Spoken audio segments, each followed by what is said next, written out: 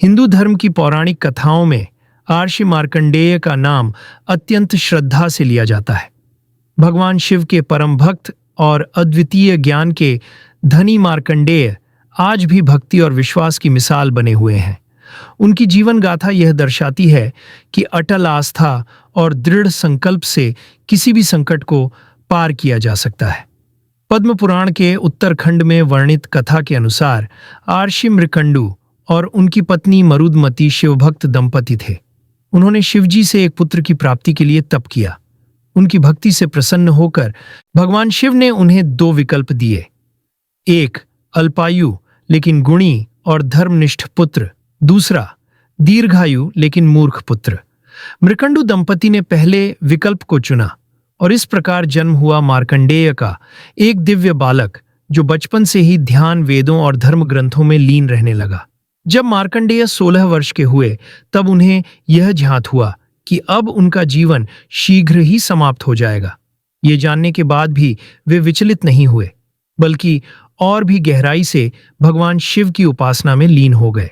अपने 16वें जन्मदिन पर वे एक शिव मंदिर में गहराई से ध्यानमग्न होकर प्रार्थना कर रहे थे। तभी मृत्यु के देवता यम उनके सामने प्रकट हुए। यमराज उन्हें साथ ले जाने आए थे, लेकिन मार्कंडेय शिवलिंग से लिपट गए और मृत्यु को स्वीकार करने से इनकार कर दिया। यम ने उन्हें खींचने का प्रयास किया, लेकिन ठीक उसी क्षण भगवान शिव प्रकट हुए।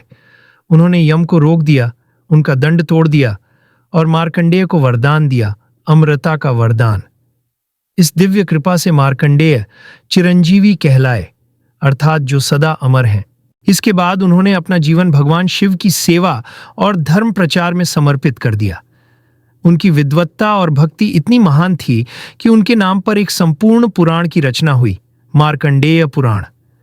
इस पुराण में जीवन के सभी पहलुओं का गहन वर्णन मिलता है। आश्रम व्यवस्था, राजधर्म, श्राद्ध, कर्म और योग, यहाँ तक कि भूगोल का भी उल्लेख किया गया है। माना जाता है कि इस ग्रंथ की रचना स्वयं मार्कंडेय ने नर्मदा नदी के तट पर विंध्याचल पर्वत के पास की थी। यह पुराण विशेष रूप से भारत के पूर्वी क्षेत्रों जैसे उड़ीसा और पश्चिम बंगाल में बहुत लोकप्रिय है। महर्षि मार्कंडेय की जीवन गाथा हमें यह सिखाती है कि सच्ची भक्ति, निष्ठा और ईश्वर में अडिग विश्वास के बल पर हम मृत्यु जैसी अपरिहार्य शक्ति को भी परास्त कर सकते हैं। उनका जीवन हम सभी के लिए प्रेरणा का स्रोत है, एक ऐसी प्रेरणा जो आध्यात्मिक ज्ञान और आत्मिक शांति की ओर मार्गदर्शन करती है। आपको यह कहानी कैसी लगी? कमेंट करके जरूर बताइए। अगर वीडियो पसंद आया हो तो लाइक करें, अपने दोस्तों और परिवार के साथ शेयर करें और हमारे चैनल को सब्सक्राइब करना ना भूलें, ताकि अगली कहानी आपसे छूट ना जाए। हम फिर मिलेंगे एक नई कहानी के साथ। तब तक के लिए नमस्कार, जय हिंद और खुश रहिए।